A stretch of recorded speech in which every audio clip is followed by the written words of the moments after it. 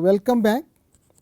We will continue discussion with the solution of the heat equation we started in the previous lecture, and now we complete the formula. So, we are in the process of analyzing this integral. Okay, so again let me write it. So we had obtained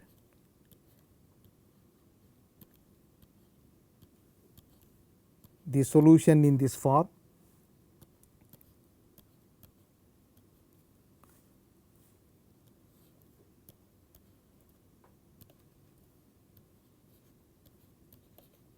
G y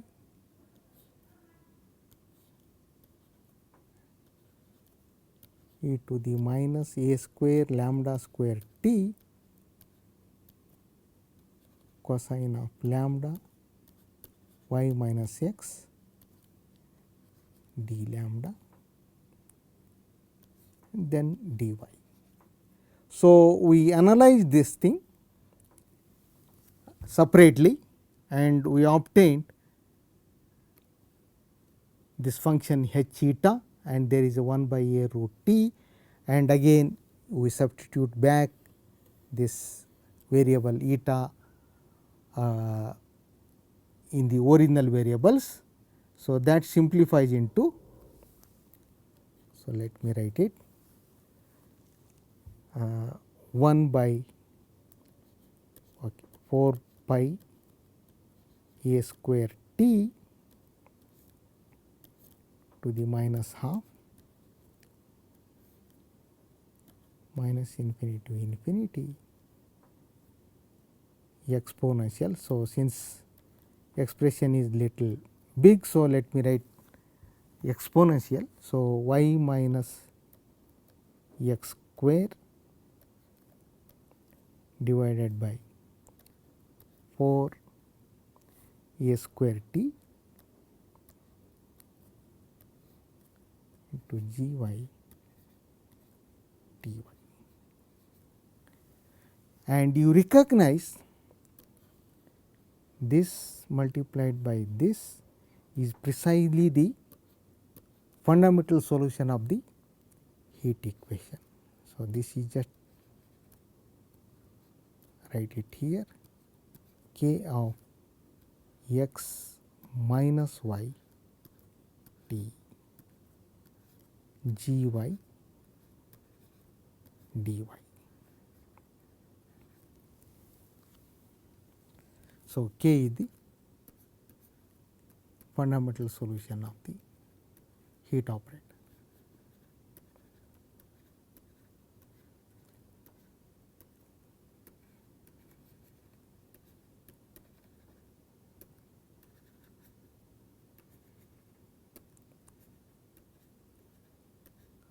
Which we first obtained as a special solution to the heat equation,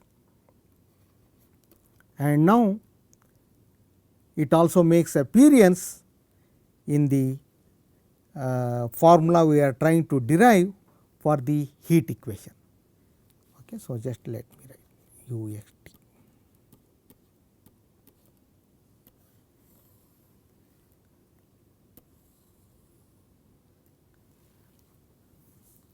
So, we also see that k is, apart from the properties I listed earlier, k is also symmetric.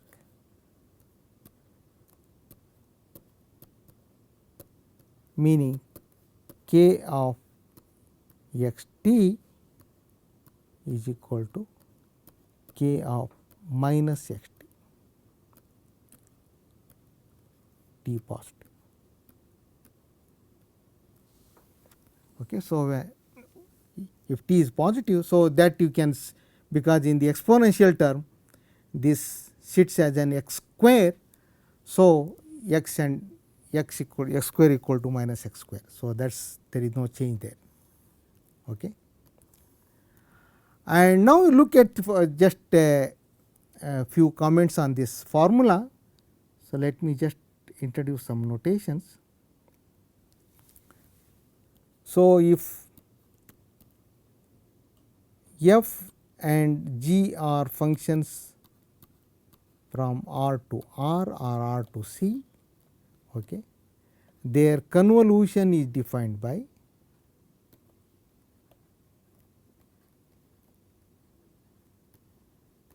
convolution is defined by. So, convolution of two functions is again a function. So, defined by f star g of x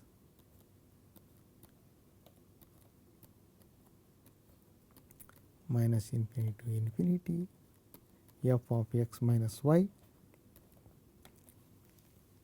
g of y dy, which we also can be written as by changing the variable. So, this is f of y g of x minus y dy. So, this g star f. So, provided the integral is finite and other so, this f, the star operation, the convolution operator is a commutative operator. So, in this sense we can write with this notation u x t as k star. So, I will put a function here t star g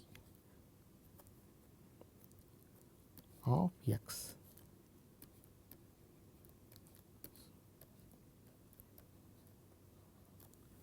So, the u we obtain by heuristic arguments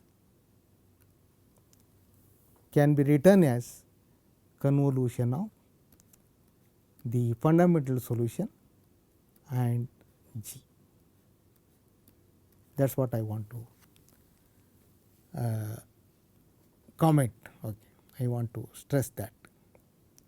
So, now, so we obtained this formula by assuming several steps in between, but the final formula is very neat and it makes sense for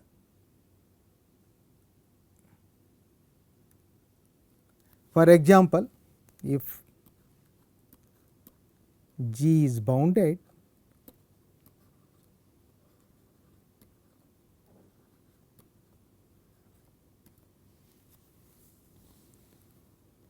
because of the exponential factor in k, u is well defined. So, there is no problem at all. So, the integral exists for all t positive. Okay. And now, we try to show that u is indeed the a solution of the heat equation. We cannot claim uniqueness. So, we just say, so let me state it this as a theorem.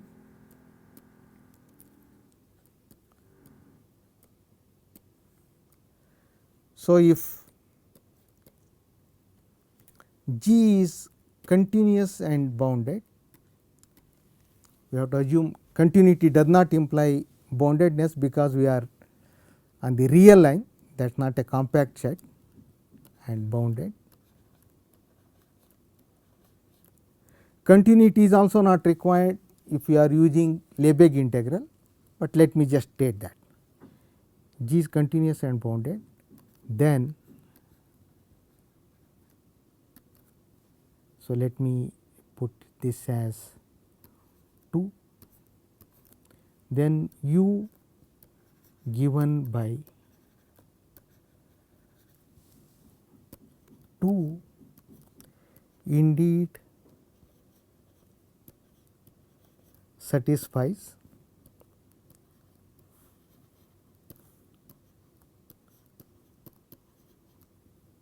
the heat equation,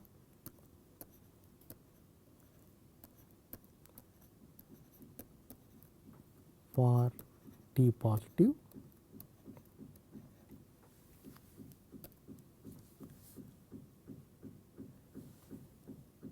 U also satisfies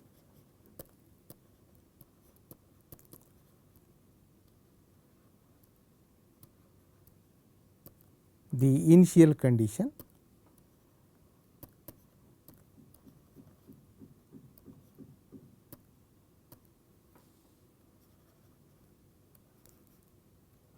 in the sense that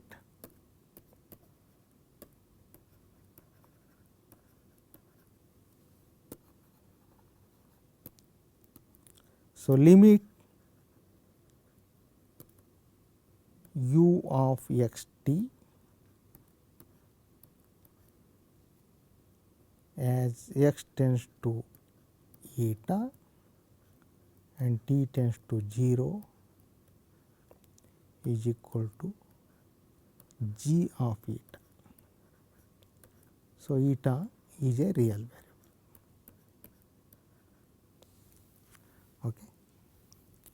So, in general this limit is satisfied at all the points of continuity of G. So, if you are not assuming G is continuous everywhere, so this limit exists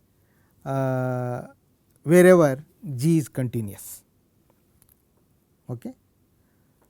So, the proof of this theorem depends on one more important property of the fundamental solution.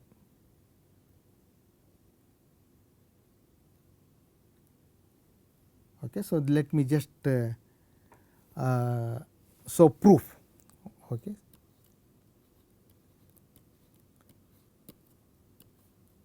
So, recall the again properties of the fundamental solution. K is a C infinity function for x in R and t positive.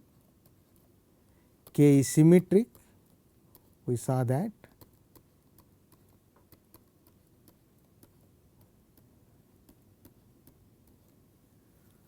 And K satisfies the heat equation. So, this is we also saw this K x x for x in R and t positive. So, one more important property, I write it here. So, if you integrate k x minus y t with respect to y, not on the whole real line, but you just leave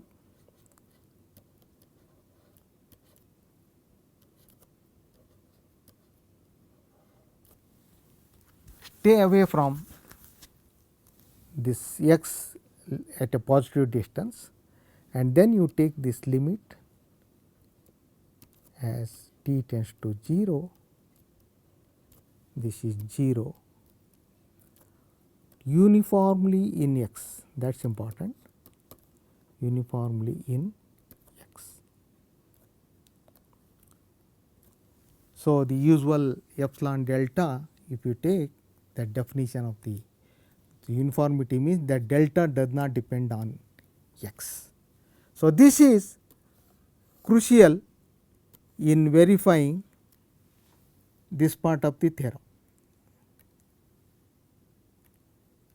this part.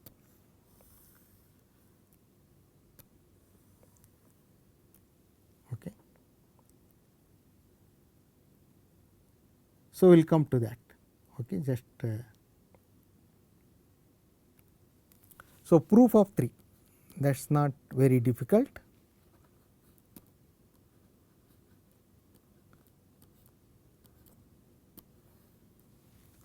Okay. So, again let us write that what is in terms of k. So, you consider this x minus y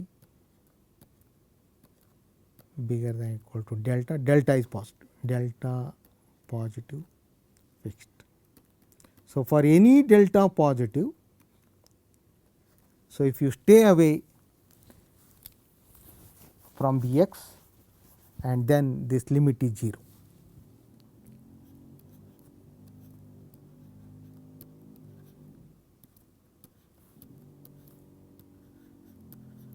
So, make the substitution x minus y by 2a root t is equal to z, and then this integral is changed to 2 by root pi delta to infinity. So, there is a portion coming from minus infinity to minus delta and delta to infinity, but because of symmetry we can convert that minus infinity to minus delta integral to delta to infinity integral, and that is why that 2 comes. So, it is a very simple one, there is no complication at all. Okay. And okay, I am sorry, the delta. So, this becomes delta by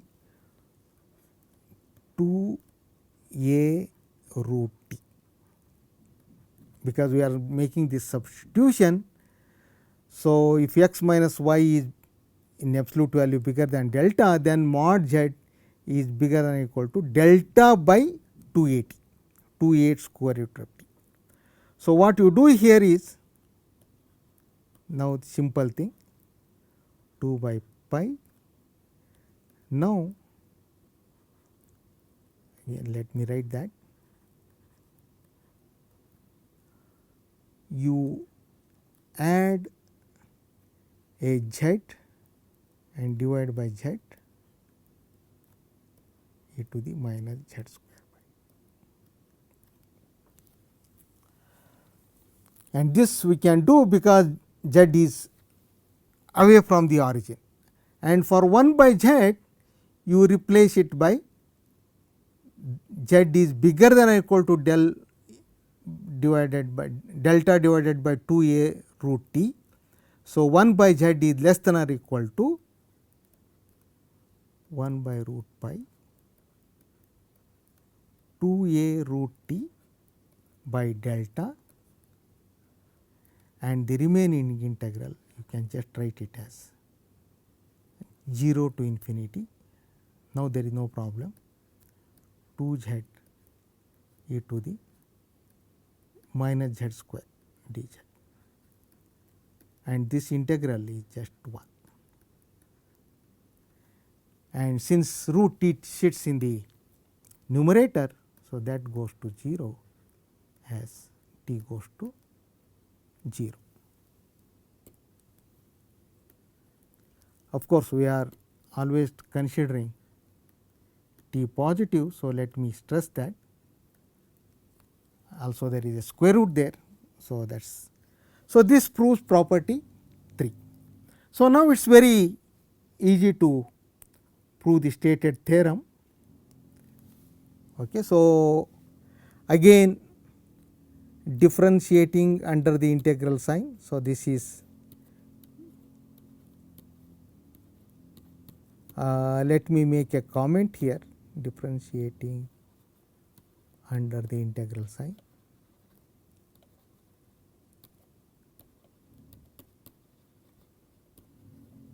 So, we obtain u sub t is same as minus infinity to infinity k sub t x minus y t g y dy, and uxx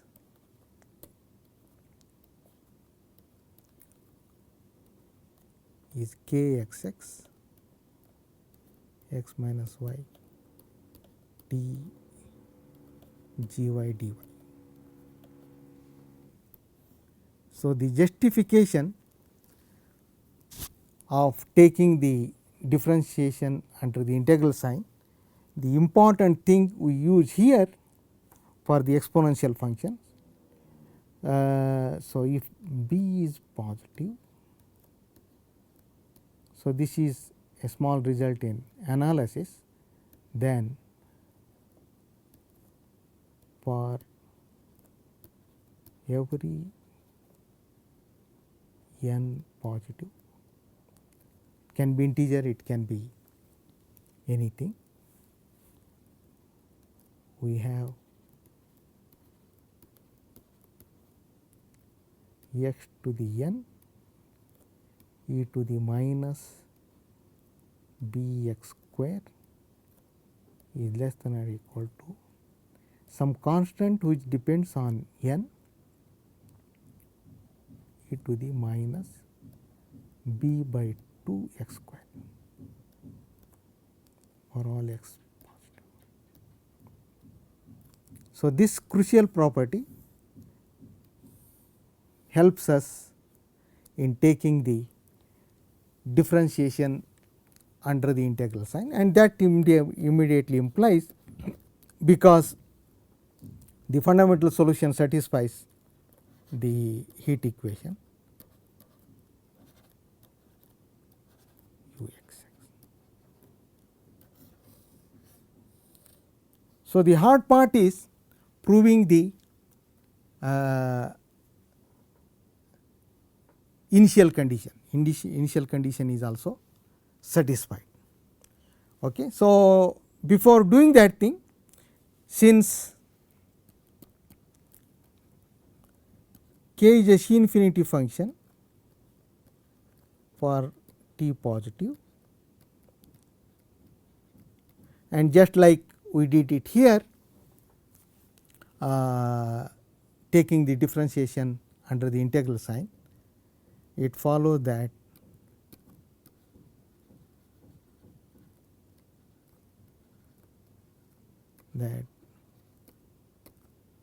u dot t is also a function as a function of x for t positive.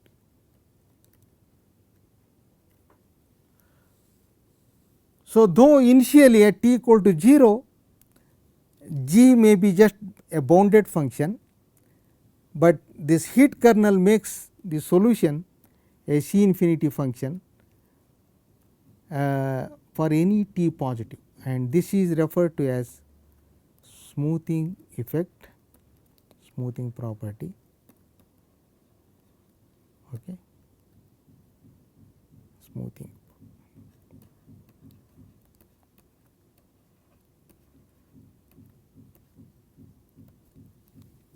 Okay. Now, we will come to the verification of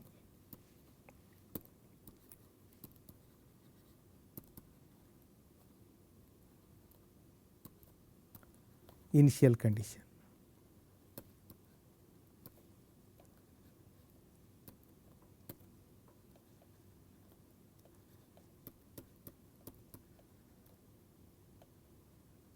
Okay. So, let G be continuous at eta, then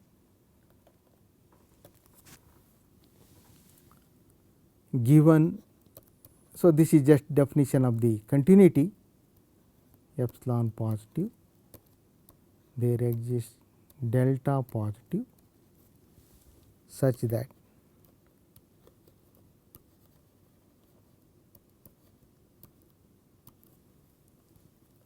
g of y minus g of eta is less than epsilon if y minus eta is less than 2 delta. 2 delta for technical reasons, otherwise simply write delta there. Then consider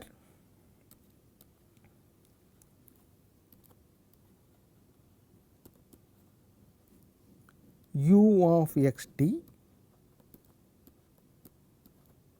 minus g of eta. So, let us simplify this. So, I forgot to mention one more property which I am writing now,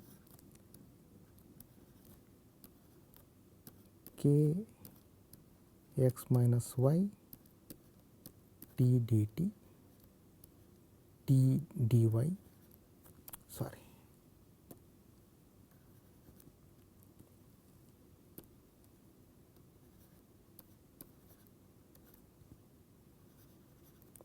minus g eta. So, here is, so this is for t positive. Here is the property. So, this minus infinity to infinity k of x minus y t dt. This is an easy verification. This is simply 1, okay, and you just go back and see the expression for k. You, this is, sorry, making mistakes.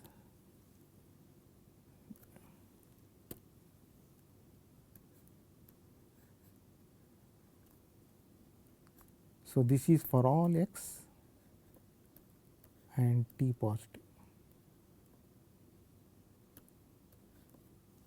Okay. So, there is x here. So, this is just constant 1. Okay. So, verify this. So, this is another property of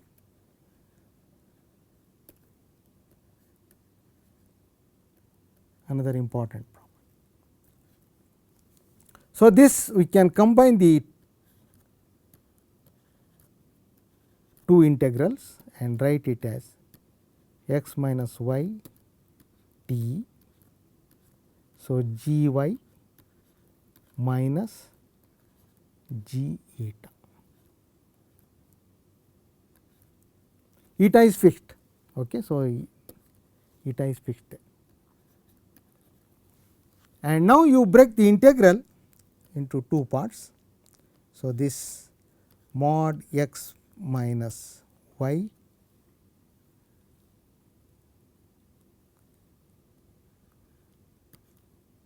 bigger than or equal to delta and mod x minus y less than delta. So, delta is coming from here. So, the same delta we take, we break this integral into two parts. So, now we can rewrite. So, let me just again write it. So, u x t minus g eta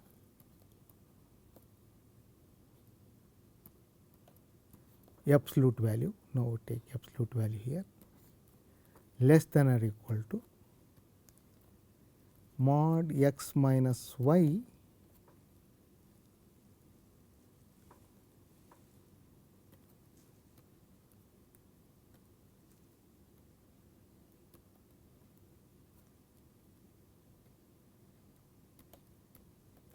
less than delta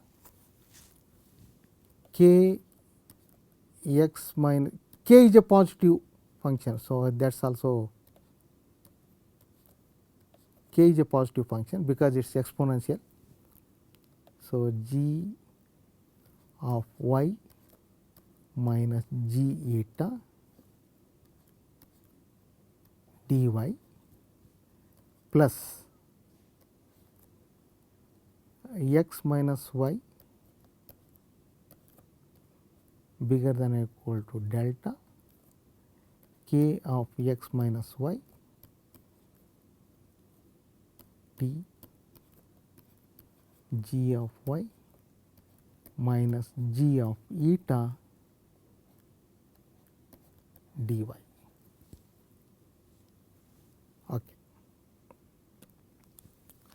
Now, concentrate on the first integral. Okay. So, here x minus y is less than delta.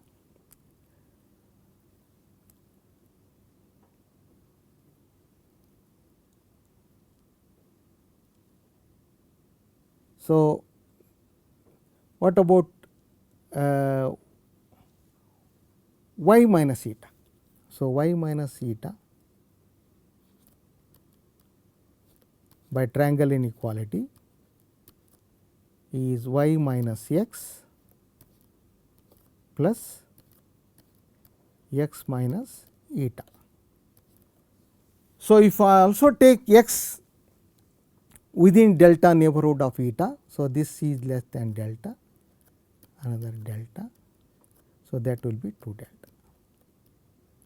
If x minus eta is less than delta, and that is anyhow we are going to take the limit as x tending to eta.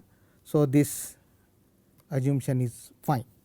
So, that makes y minus eta less than 2 delta, and by the assumed continuity property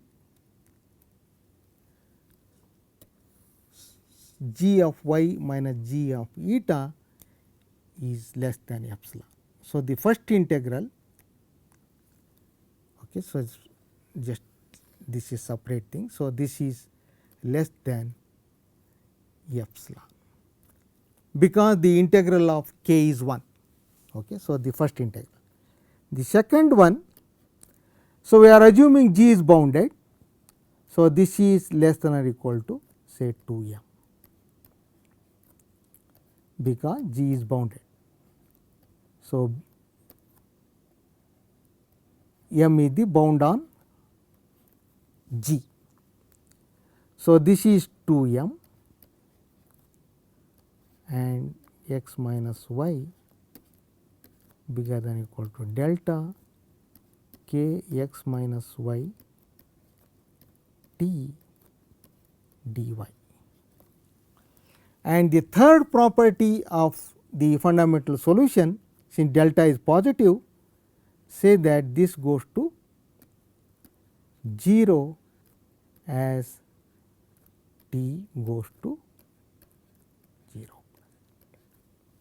So, we can make it less than 2 epsilon if x minus eta is less than delta and t sufficiently small.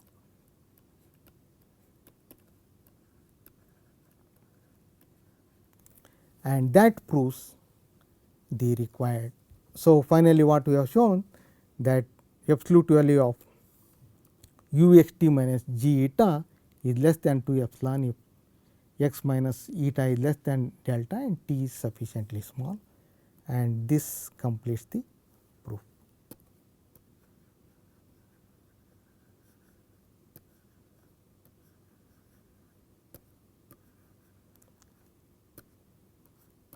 So, though we started with some heuristic arguments, we have arrived at a formula for a function u, and which we are able to show that it is a solution of the heat equation and also satisfying the initial condition as described in the theorem.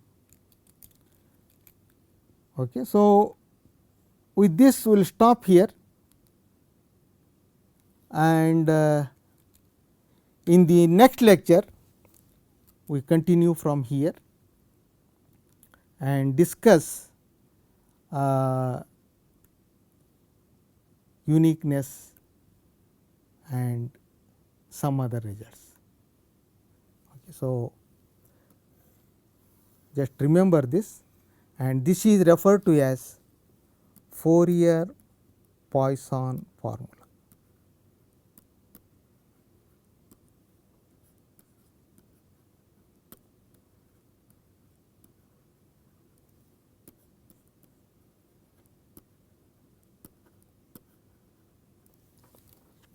Okay.